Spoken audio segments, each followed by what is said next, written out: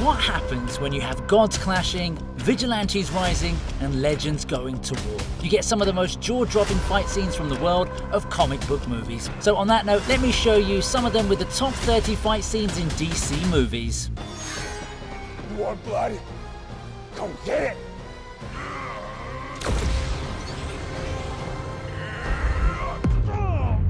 It took around 5 years for Black Manta finally gets his rematch here against Aquaman. Sure, trying to go for his kid was a bit too extreme, but Arthur Curry ain't having none of that in his own movie. What's surprising though is that Black Manta gains the upper hand despite Aquaman dominating the fight for the most part. This confusing switcheroo is mainly why this comes in at 30, because the fight moves on display are pretty cool and intense. The choreography was executed flawlessly, as you can notice that this is one long camera shot where you can see all the action clearly. It's paced well and controlled even better. This sequence is a great example of how you should do trident combat, but it's a real shame we don't get more of this in the future. Well, at least not how it was originally planned. But you're only half the man he was. How pathetic.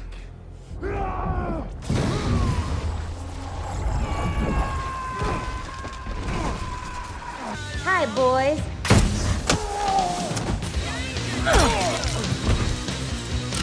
Meeting's over. If you want to see a diva pull off a badass sequence, you can leave it to Harley Quinn to get the job done. Birds of Prey may have fallen flat as a movie, but that takes nothing away from Margot Robbie, who continues to show us why she's such a versatile actress. The battle in the police station sees Harley Quinn showing us some of her most colourful moves in highly stylized fashion. There are theories stating that the colours and the glitter are all in her head and she's actually firing bullets, but we'll just leave the interpretation to each individual's perception, okay? The reason this scene gets so much love is because Harley doesn't rely on forced raw power, which never looks believable no matter how accommodating your stuntmen are. She focuses on her agility and gymnastic abilities to take out everyone in her way. Well, okay, she does do it with some of the cops and prisoners, but it's not as much as other movies, and it gets balanced out quite well with the slow motion sequencing and stuff. So yeah, overall, super solid sequence.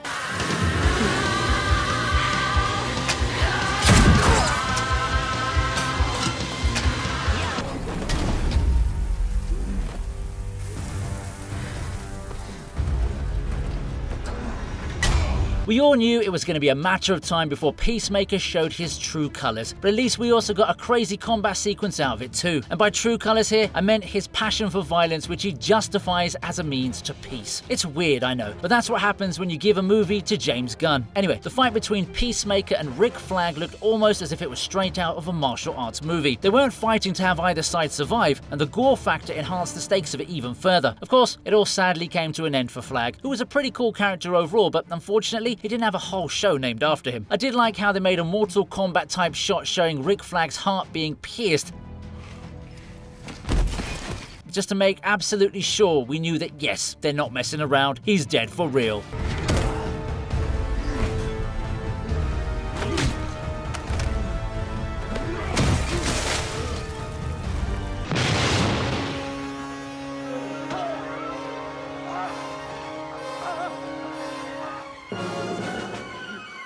You know how they always say that beating yourself is the biggest victory? Well, it may be metaphorical in its intent, but Superman chose to give us a very literal and visual representation of it. Superman 3 doesn't have much to be remembered for, to be honest, but it did have Clark Kent facing off against once an evil version of his Superman alter ego. It's a very strange fight, so I beg you, please don't ask me to explain why this happened. However, the fight in itself was quite entertaining, because it was like we were watching the two sides of the Man of Steel competing against each other, even though one of them was clearly evil. All's well that ends well though, as our boy Clark does emerge victorious and even flexes his S sign to the audience to let us know that we are so back.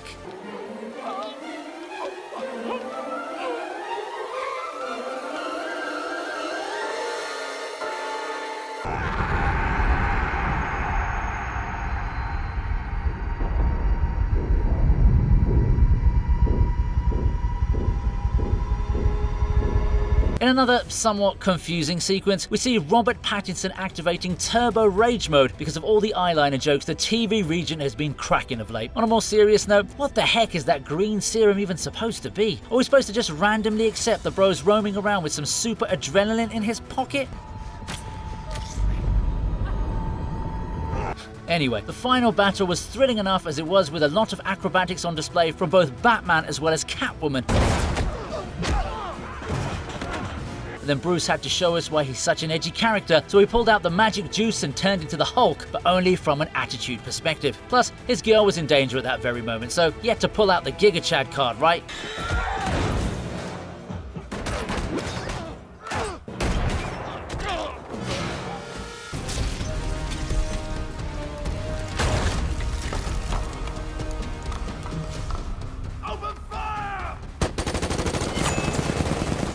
Whether it's in the world of wrestling or the world of movies, The Rock does farm some crazy aura. He reached the heights of his solo leveling phase when he became Black Adam and took down a bunch of humans with weak magic. I mean, weapons.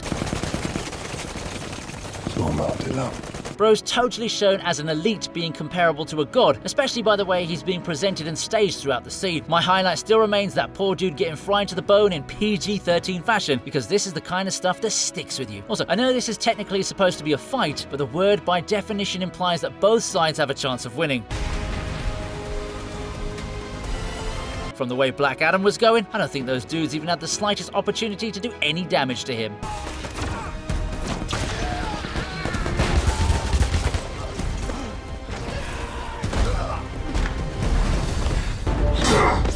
Familiar, don't you have anything new?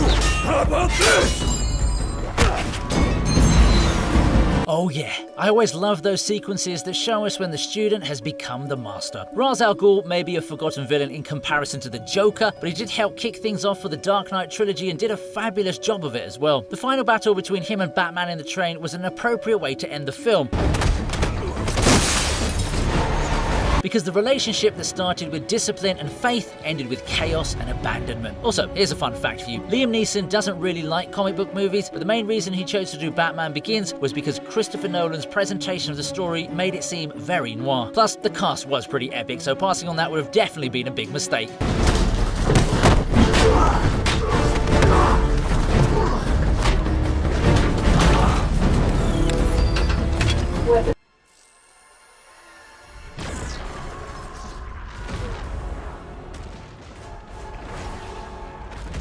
We've seen tons of Superman content, but for this one entry, let's have Supergirl give it a go. Not to sound a certain way about anything, but unlike Henry Cavill's Superman, she fails against Zod and ends up losing her life in this battle. Of course, there are many other factors to be sad about this, such as a twisted plot and an unnecessary repetition of a villain who's already done his bit. However, the fight was pretty freaking intense while it lasted. Supergirl gave it her all after learning that Kal-El doesn't make it in this universe, and we got to see the two Flashes showing off their own skills in the middle of all the chaos. Also, Zod had to rely on a sneak attack to win, which isn't exactly an honorable way to claim victory.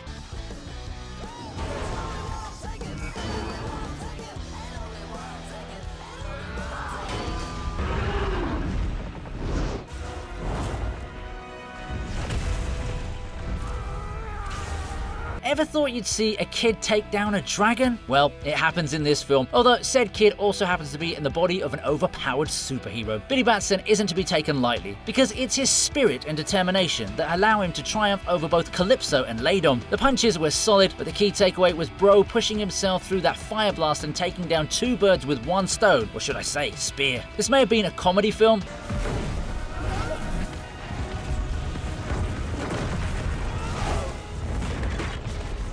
but it still takes a lot of willpower to be able to pull off something so amazing.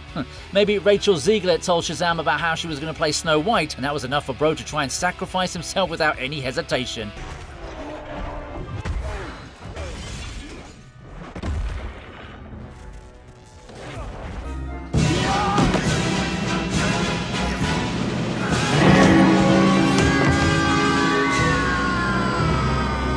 You can always count on Batman to be fighting in some real darkness. The cathedral scene from the OG flick had Bruce Wayne fighting all of Joker's goons and winning quite easily too, till he faced off against a dude who can surely be considered as a final boss. This man had great skill and was the only opponent who gave Batman a run for his money. The overall fight was great, and I loved how in the middle of all of this, the Joker just kept dancing away with a very spooked out Vic. It's definitely on brand, especially considering this is the Jack Nicholson Joker who'd set some really high standards that Heath Ledger eventually met, and at times even even exceeded. Now, here's some trivia. The actor who played the strongman goon here was one of Denzel Washington's stunt doubles in 1991's Ricochet, and also Wesley Snipes in Demolition Man.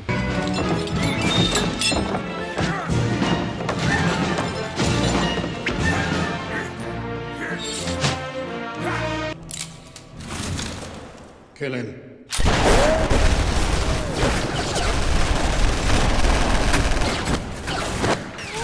V will always be a legend because bro could see what was coming for both parties whenever he engaged in a battle. Take this one for instance. He never got into this encounter thinking he was going to make it out alive, which is why he took in all those bullets in such a badass manner.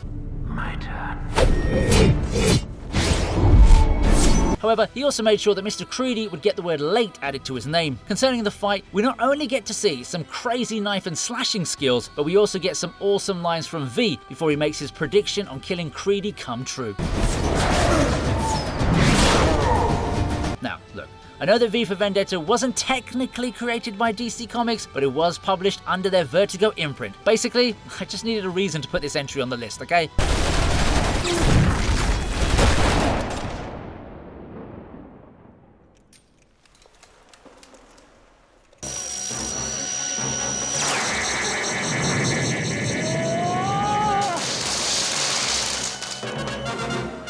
Supergirl may not have succeeded, but before we move on to an entry I'm sure you're expecting to see at some point, let's first look at Kal-El's first battle against Zod, which happens in Superman 2. This fight's definitely more upbeat and entertaining. Hold him! Because that's what people liked back in the 80s, and to be honest with you, I don't mind it. There's still a decent exchange of blows, with both opponents getting their fair share of hits, but what's important is that even in the midst of the fight, the Man of Steel is still concerned about the people in the area. What remains etched in my memory though, is when bro tosses Zod into a freaking Coca-Cola advertisement. I'm sure the company paid to be featured in the movie, but I never thought they'd be fine with the villain literally crashing into their billboard.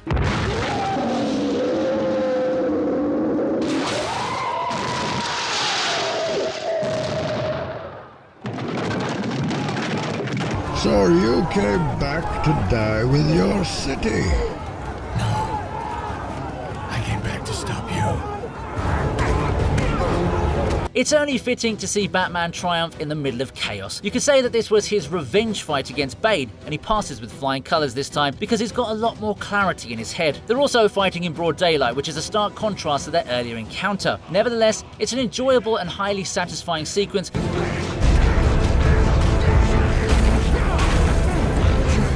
Because all of us are hoping for the rematch to happen exactly as it did. They're not the only two folks having a go at each other here either, which makes the sequence feel larger than life. Unfortunately, we can't really enjoy this victory too much because we learn soon after that Bane was just a simp on steroids.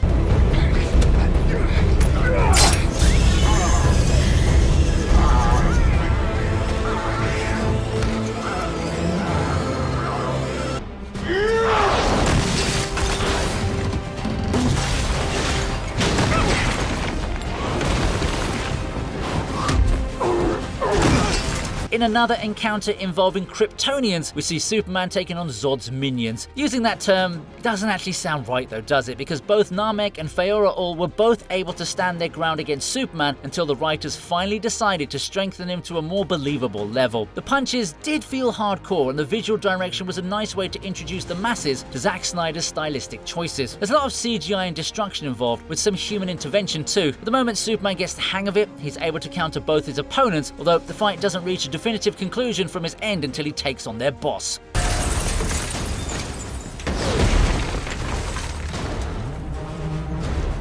It is that evolution always wins.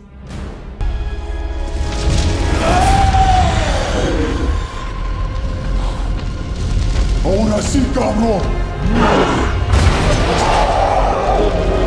Who would have thought that the OG Suicide Squad would find its way into this list with a short but fiery battle? It's Incubus versus El Diablo, who transforms and surprises everyone with how powerful he actually is. The problem was obviously that he couldn't last too long in this form, but for whatever time he had his flame on, he was a force to be reckoned with. I mean, if El Diablo could maintain his form for another 20 seconds or so, Te chingaste, güey.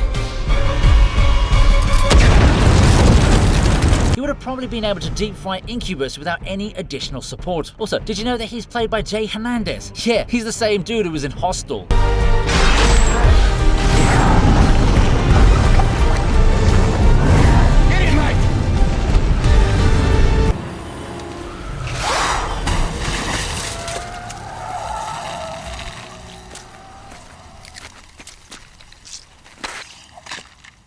Surprise, surprise, John Constantine doesn't like bugs. Well, the actual surprise to most general fans is that he's a legit DC character, and that's good news because we can now enjoy Keanu Reeves smashing a demon bug monster.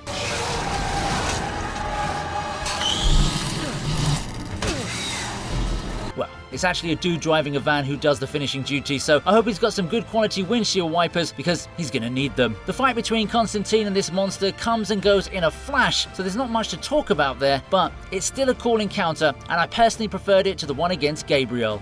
Should have minded your own business, exorcist. Peace has cost you your strength. Victory has defeated you. We already covered the rematch, but seeing the Dark Knight getting violated was easily a much more impactful moment than seeing him win. The fight against Bane wasn't something he'd planned for, but even then, Bruce Wayne was confident that he would emerge the victor. Sadly for him though, Bane was still cool at this point. So we got humiliated pretty bad. I'd never seen Batman lose to another human so easily, which has made this moment stick with me much longer than it should have. Anyway, it was a great way to shake up the audience and have them look forward to how the story would eventually unfold.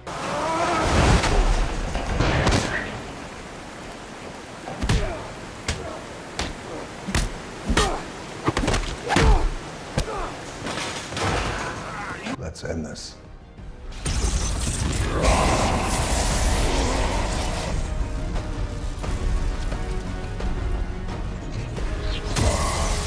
In a surprising second entry from Black Adam, we see Dwayne Johnson ripping Sabak a final one. Bro was determined to make this fight resemble wrestling in some way, and even though shredding your opponent's body in half isn't how WWE does it, the final blow did give me some serious wrestling ring energy for some reason.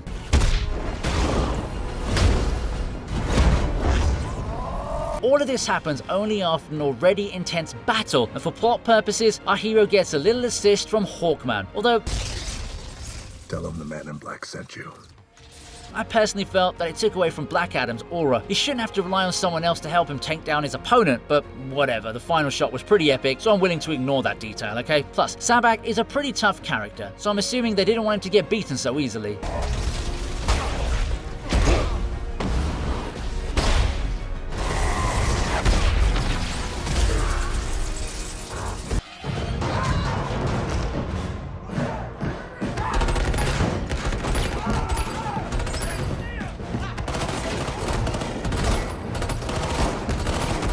Listen, old boy is peak, but this too is a great way to use the hallway, especially if you like to be dark with your eyeliner and life choices. You know, Batman seems to be a whole lot more in his element when he's operating by himself, because this allows him to tap into his true nature. He's a massive global brand for sure, but when it comes to scale, I'd much rather have him spooking out guys in the shadows and then taking them down as they desperately try to shoot him. Bro had all the confidence in the world because he had some crazy armor on him, and he also utilized the darkness to create a sense of panic and anxiety for these dudes who should only be referred to as Batman's victims. Yeah, if you thought the Michael Keaton entry was devoid of light, this scene makes it look like a freaking morning on the beach. I loved how the desperation to kill Batman continued to grow, but he still pummeled them all the way to the ground. Visibility might be an issue here, but that's actually what makes the whole sequence work in the first place.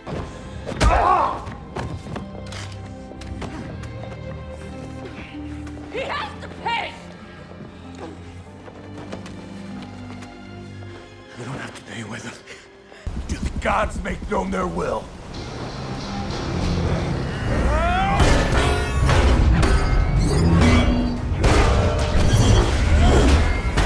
Say what you will about Aquaman, but you can't deny the fact that we all got a stunning display for the finale. Arthur Curry had already farmed tons of aura when he showed up with that absolute beast Carathan, but I suppose Hollywood is all about excess, isn't it? The fight between Aquaman and the Ocean Master wasn't all that dramatic. The emotional background to the fight was what sold the scene. After all, they share the same father, so it was definitely a family squabble. What I also liked about the scene was that Arthur chose to spare his bro, which is the ultimate flex, as long as the villain doesn't try to sneak attack at the last minute. You know, it's really funny that the first movie mainly succeeded because of the ladies loving Jason Momoa, because if you've seen Entourage, you'll know that Vince's folks were also counting on the ladies swarming in to see him as Aquaman.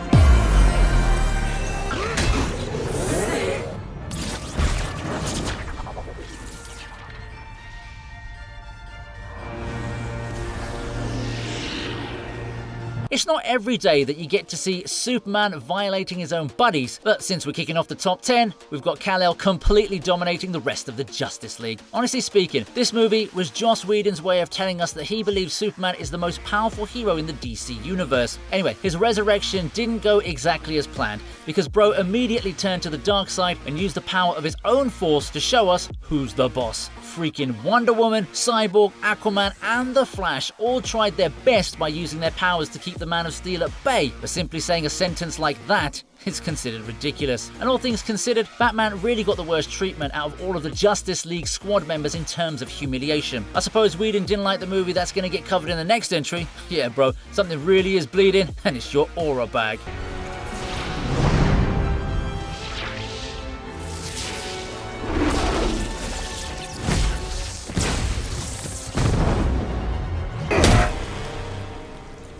Men are brave.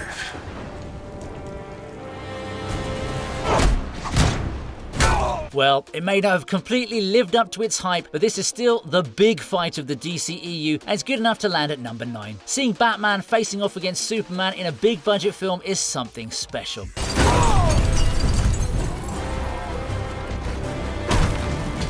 Zack Snyder did add a lot of style to the sequence too, and we get to see a lot of back and forth between the two characters, which should be ridiculous considering one dude's a guy in a bat costume and the other dude is as strong as a god.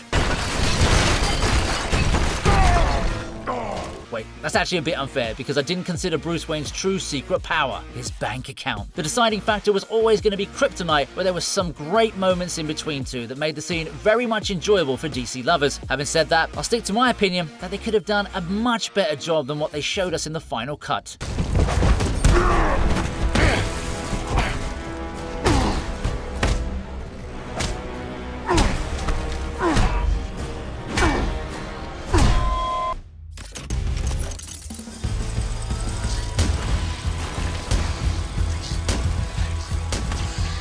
It's not easy beating a giant starfish. I mean, that's a statement I never thought I'd say until 2021's The Suicide Squad came out. Like, the most dangerous echinoderm in my head used to be Starmie, but all of that changed after the world got introduced to Starro. That dude may have had a tragic existence, but the final battle of this film was a heck of a thing to watch. You can always leave it to James Gunn to amaze his audience with absurdities, but for some reason, they do happen to work out, don't they? In this encounter, we begin with the whole hive mind revelation, and then it's a whole bunch of chaos till the day saved by an army of rats. As someone who isn't a fan of rodents, you could say that I would have preferred any other alternative, but when all said and done, Ratcatcher 2 did a good job. Yeah, Idris Elba's Bloodsport was literally me. Anyway, I also want to shout out good old Margot Robbie for giving us another badass Harley Quinn moment. I was happy, floating, staring at the stars.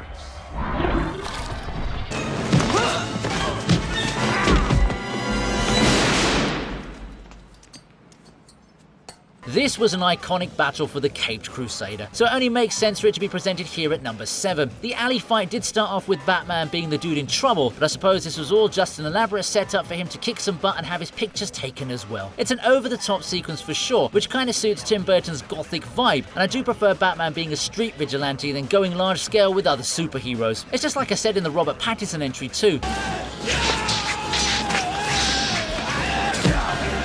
Bro's the best when he goes solo. In this particular sequence, I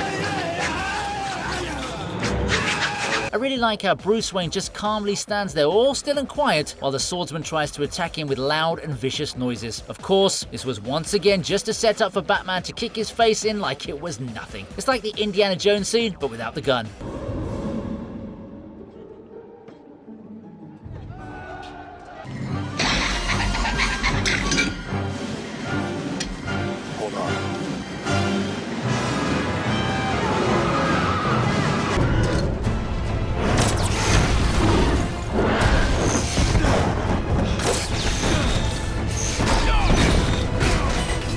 funny that this battle trumped the main selling point of Batman vs Superman. Of course, you've already seen that entry on the list, but the Doomsday fight was just something else. I feel they still could have done a much better job with his character design, but I won't read too much into that because we got to see some striking visuals and a great entrance from Wonder Woman 2. Yeah, we might like to make fun of Gal Gadot's acting skills, but you'd be lying if you said that this particular moment didn't get you hyped AF. There are other highlights too, like Superman and Doomsday's first round, or Superman and Doomsday's laser beam contest, or maybe Superman ending it with that Kryptonian spear. Man, I really want to say something nice about Batman here, but bro was just evading death and barely managing to stay alive. No shade though, it's a super flex to say that you fought against Doomsday and lived to tell the tale.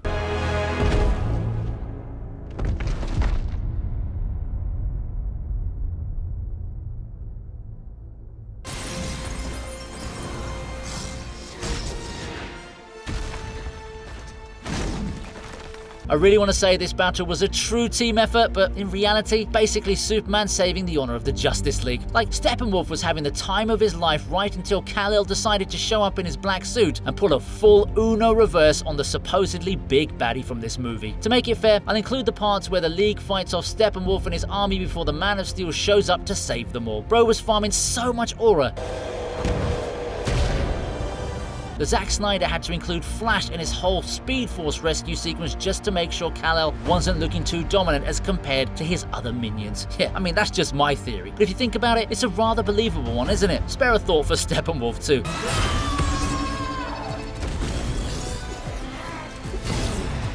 This dude quite literally became the perfect example of that final boss character before versus after you unlock him in a video game. No, impressed.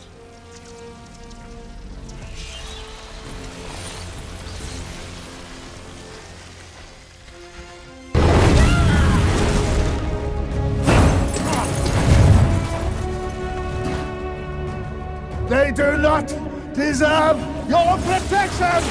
It truly is a delight to see the princess slaying the god of war. Don't worry, there's no way anyone's taking down our boy Kratos. I'm talking about how Wonder Woman phenomenally violated Ares in an elongated fight sequence that has both style and substance. While it does start off with Ares playing around with Diana, Yes, Diana. Take them all. she eventually manages to gain the upper hand and turn the tables against her opponent. Yeah, it did take massive heartbreak in the form of Steve's sacrifice, but hey, as long as Chris Pine was unharmed, it was worth the trade-off if you ask me. Zack Snyder really doesn't get enough credit for this movie because he was in the team that formed the story for it. If you want to say that I'm trying to take away credit from Patty Jenkins, just remember that she wrote and directed Wonder Woman 1984. My imaginary mic drop notwithstanding. I will say that she did direct this battle quite well because it's one of the core highlights of an extinct DCEU. After bad.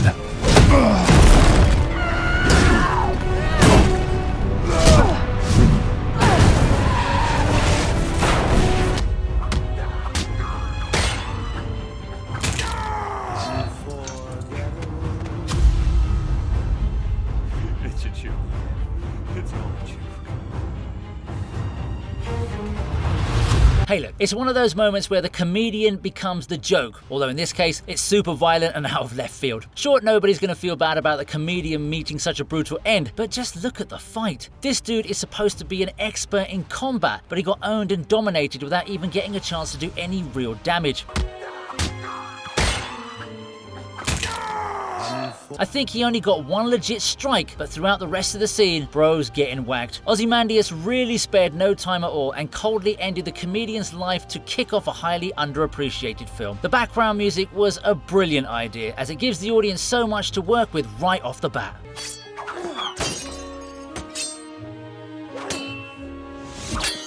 Man, Jeffrey Dean Morgan should really try to do more wholesome roles, but I suppose being purposefully immoral suits his vibe. After all, this is the same dude that played Negan from The Walking Dead.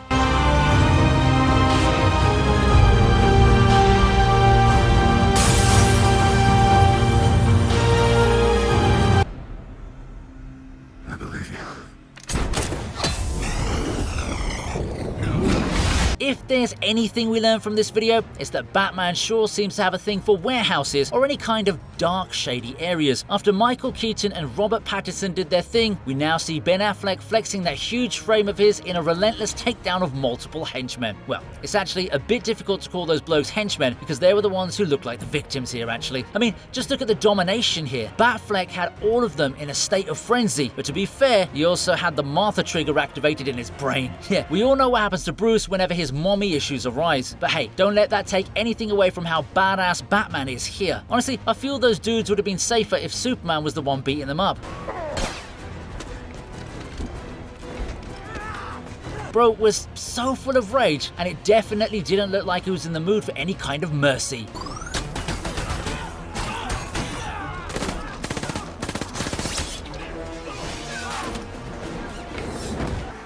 Never.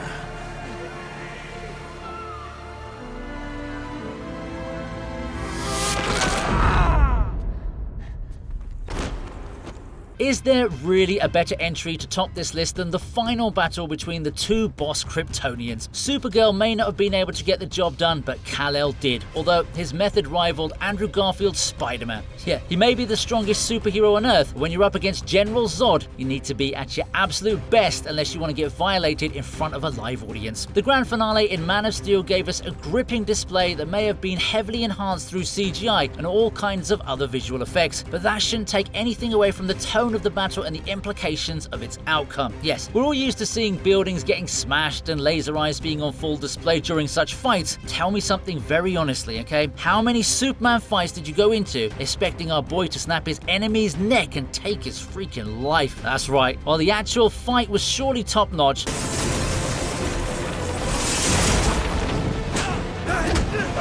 the reason this stands out is because of this highly poignant decision by Clark Kent, which still lies somewhere within moral ambiguity in fan discussions. You can mourn for them.